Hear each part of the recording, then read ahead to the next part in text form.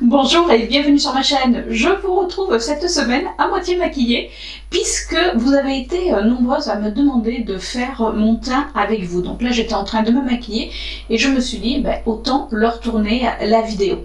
Donc là j'ai fait mes yeux puisque moi je commence toujours par mes yeux. Alors pour les yeux j'ai utilisé les palettes que je vous ai montrées dans mon Project Pan. Je vous mettrai la vidéo juste là. N'hésitez pas à aller voir cette vidéo puisque comme ça vous verrez les différentes palettes que j'ai mis pour les 2 mois dans mon Project Pan. Voilà, franchement là j'ai marié plusieurs palettes et dans mon Project Pan, donc je vous ai également montré les produits que j'allais utiliser. Donc c'est ce qu'on va faire en définitive parce que je change de produit ou pas, ça revient exactement au même. Alors bien sûr, j'ai hydraté ma peau puisque je sors de la douche, c'est pour ça que je suis un petit peu coiffée comme l'as de pique.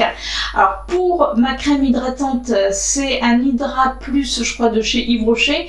Et pour mon contour des yeux, c'est un contour des yeux que j'avais acheté chez Action, qui a la bave d'escargot.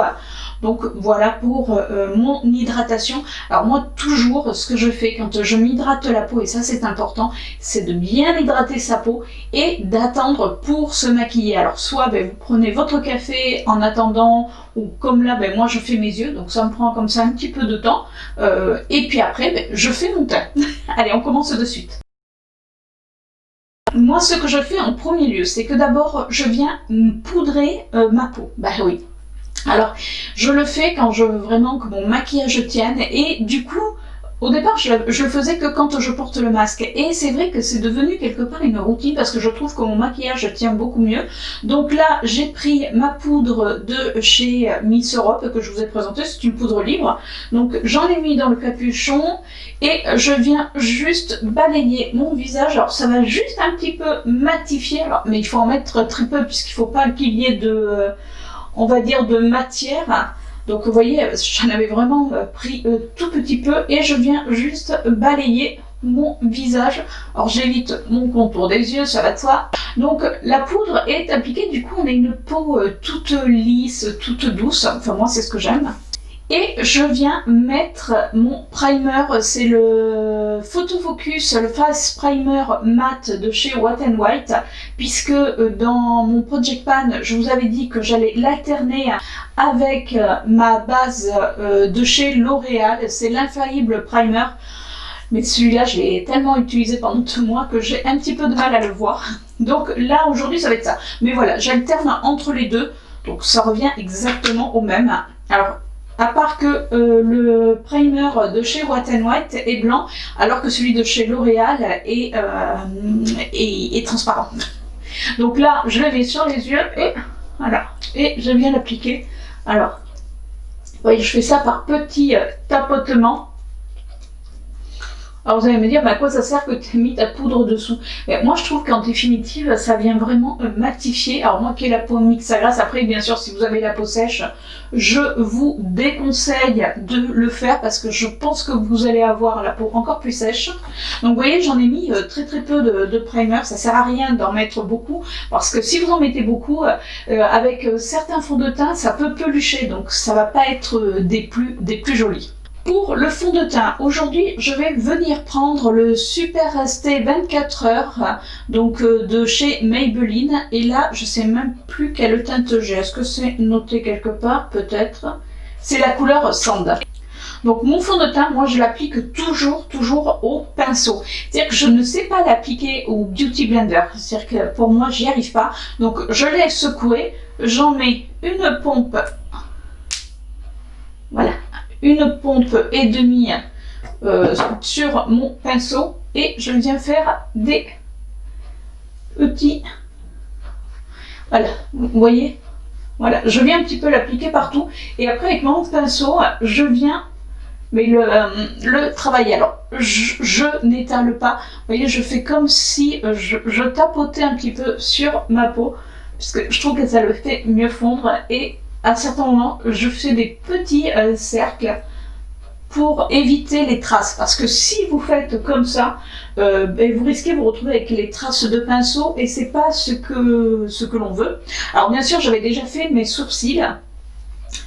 Généralement, mes sourcils, je les fais toujours après, mais bon, là, vous voyez, j'avais commencé à faire mes sourcils, à me dire, bon, ben, je vais faire mon teint, et je dis, ah ben non, c'est vrai, j'ai la vidéo à faire. Donc, voilà pour le fond de teint. Alors moi, j'en mets pas sur les lèvres, donc je pince mes lèvres, et je viens autour. Et puis si vous voyez qu'il y a trop de démarcation, ben, ce que vous faites, c'est que vous en mettez un petit peu dans le cou, parce qu'on a toujours le cou un petit peu plus blanc. Bon, là, en général, ça devrait être de la même couleur. Et par contre, n'oubliez pas une chose, les oreilles. C'est pour ça que moi, je ne mets jamais beaucoup d'oreilles à l'avance. Alors, j'ai mes piercings, donc je vais venir nettoyer après. Mais n'oubliez pas les oreilles, parce que très souvent, on fait tout son visage. Et quand on se prend en photo, on voit qu'on a les oreilles soit un peu rouges, soit c'est pas la même couleur, donc c'est pas des plus esthétiques. Donc n'oubliez pas, surtout ben, si vous avez les cheveux courts, ben, vous soulevez un petit peu, puis vous faites, puis vous allez bien jusqu'à la racine, pour pas, vous savez, que ça fasse un effet masque. Alors ce que je fais, c'est que je prends une petite lingette et je viens nettoyer mes piercings.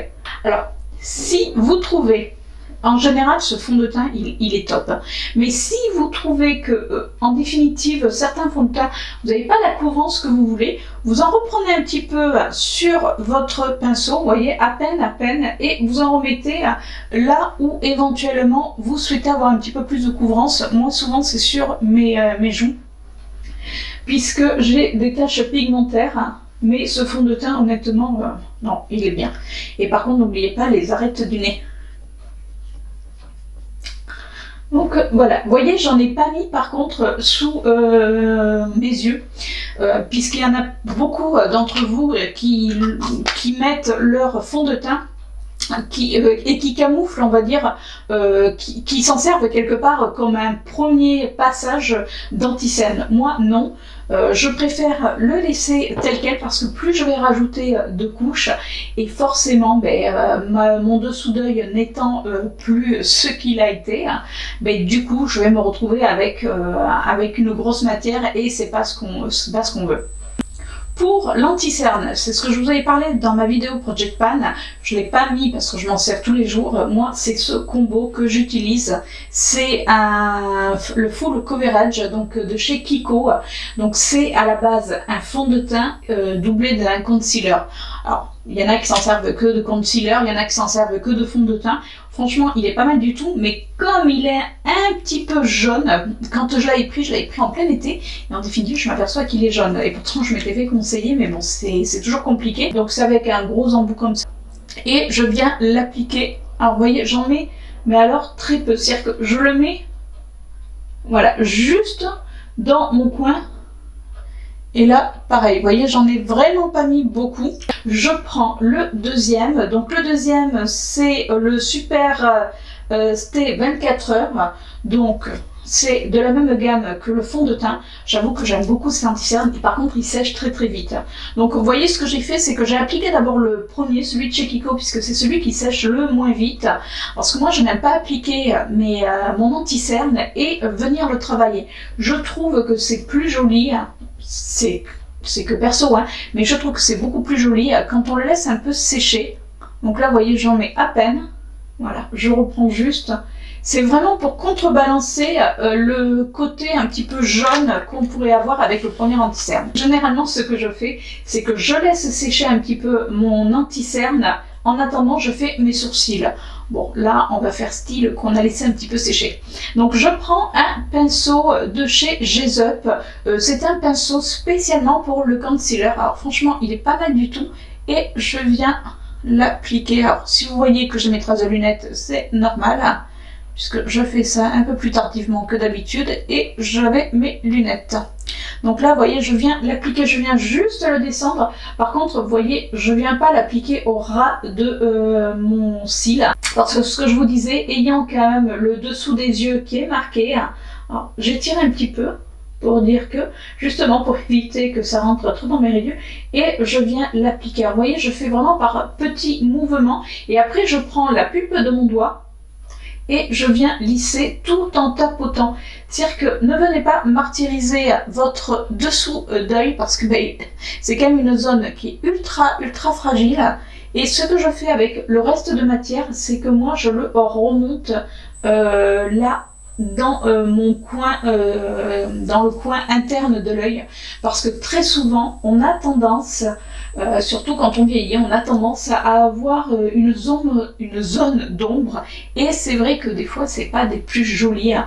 Donc, vous voyez, hop, et voilà, mon fond de teint est mis, mon anti-cerne est mis, et avec la pulpe de mes doigts, je prends moi oui, c'est les annulaires. Je suis en train de chercher le nom de mes doigts. Je prends les annulaires parce que c'est ceux qui ont le moins de force. Et du coup, c'est ceux qui vont moins martyriser, on va dire, votre dessous d'œil. Et je viens lisser. Et basta. C'est-à-dire que je ne touche plus à mon dessous d'œil. Après, si vous avez un anti-cerne qui est quand même assez gras, poudrez-le, mais alors très très légèrement. Moi, je ne poudre plus parce que je trouve que c'est pas des plus bels effets. Alors là, ce que je n'ai pas fait, parce que je trouve pas que ça en vaut la peine. Très souvent, je viens prendre ma Beauty Blender. Alors c'est pas pour le fond de teint, mais donc elle est humidifiée. Et ce que je fais avec la partie plate, c'est que je viens, vous voyez, juste tapoter et ça va enlever. Alors si jamais vous avez, là j'en ai pas parce que je suis en train de regarder en même temps dans mon miroir, j'en ai pas, mais si vous avez des coups de pinceau, si vous savez des fois ça peut pas forcément s'étaler correctement, ou votre fond de teint reste un petit peu trop en surface, c'est-à-dire qu'il ne veut pas, parce qu'il y a des fonds de teint, on n'arrive pas à bien les appliquer, ils ne rentrent pas dans la peau correctement. Donc vous prenez votre Beauty Blender après avoir appliqué votre fond de teint au pinceau et vous venez, voilà, presser tout simplement, et ça va enlever le surplus de matière, et ce qui devait rester va vraiment se mettre dans la peau. Ça prend 30 secondes à faire, c'est pas très très long, et c'est une petite astuce que je trouve vraiment géniale, que moi maintenant j'applique, on va dire quasiment tous les jours.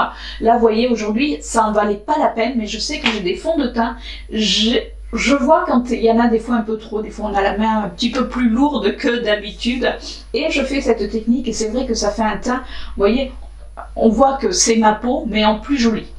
Donc là, je vais reprendre ma poudre libre de chez Mix Europe. Donc je reprends mon premier pinceau et, vous voyez, je viens juste, j'en ai mis dedans et je viens juste prendre la surface et je viens balayer. Alors ce fond de teint, honnêtement, il tient vraiment très très bien, c'est-à-dire que j'ai pas de soucis avec ce fond de teint. Quand le fond de teint est un petit peu plus gras, ou n'est pas forcément, parce que moi je sais que je prends des fonds de teint matifiants, mais si je vois que c'est pas forcément aussi matifiant que je ne le veux, alors je suis désolée, elle est craquée, il faut que j'aille la laver, je prends une houppette, une grosse houppette, vous en achetez, vous en avez un petit peu partout, et je viens presser sur mon visage la poudre libre. Là, je vous dis, ce fond de teint tient vraiment très très bien. Donc je viens juste matifier pour pouvoir mettre mon bronzer sans que ça fasse des traces. Parce que si vous ne poudrez pas, ce qui va se passer, c'est que le fond de teint, comme il reste quand même s'il sèche, il va rester quand même comme un petit peu de crème. D'ailleurs, on voit, vous voyez, j'ai de la poudre, tout va bien, on va l'enlever. Et du coup, votre bronzer risque de vous faire des taches. Donc, poudrez bien à l'endroit où vous voulez le mettre. Moi, je sais que très souvent, j'ai des problèmes avec mes joues. C'est-à-dire que je ne sais pas pourquoi, mes joues, des fois, me font des trous. Enfin, je sais pourquoi maintenant, puisqu'on a trouvé. C'est-à-dire que j'ai la peau déshydratée. Donc, autant j'ai la peau mixte à grasse, mais j'ai la peau déshydratée. Et moi, elle se déshydrate ici. Et dès que je suis soit fatiguée ou qu'il y a quoi que ce soit, j'ai un trou à ce niveau-là. C'est top. Voilà pour la poudre. On va passer au bronzer. Pour le bronzer, il y a deux solutions. Soit vous l'appliquez avec un gros pinceau. Alors, moi, je ne fais pas forcément de contouring. C'est-à-dire que si je fais un contouring, c'est parce que je vais avoir un maquillage qui va être vraiment beaucoup plus travaillé. Pour la vie de tous les jours, il faut être honnête, on ne fait pas de contouring. Donc, moi, je prends soit un gros pinceau comme ceci. C'est un pinceau de chez Gesup. Ou alors, je prends mon pinceau qui est comme ceci, qui est en éventail, que j'adore. Et qui vient lui de chez Kiko, c'était de la collection Sicilian Note. Donc là je prends un bronzer de chez Yves Rocher, pareil qui est dans mon Project Pan, et on va l'appliquer avec le pinceau de chez Kiko. Donc là, je mélange les deux couleurs et ce que je fais, c'est que moi, je viens toujours un petit peu tapoter pour enlever l'excédent, encore que là, c'est pas un bronzer des plus foncés, mais voilà, je vous le conseille, c'est-à-dire que quand vous prenez du bronzer, alors, vous voyez, il y en a quand même pas mal, vous venez estomper sur la vitre. Alors il y en a qui vont me dire, ah, mais c'est pas très propre. Bon, en tout cas, quand ça touche, voilà. Moi, c'est ma technique. Et avec ça, je viens l'appliquer sur mon... Vous voyez, je reste dans le creux de joue et je trouve que c'est un... Alors, c'est un bronzer qui fait ultra naturel. Alors, vous voyez, je le mets comme ceci, je le remonte vraiment sur mon oreille et ce que je fais sans venir reprendre de matière, vous l'avez vu, c'est-à-dire que je viens le remonter sur le front. C'est-à-dire que je trouve que ça fait un effet liftant. Vous voyez, je ne sais pas si on voit la différence entre ce côté et ce côté. J'adore faire cette technique.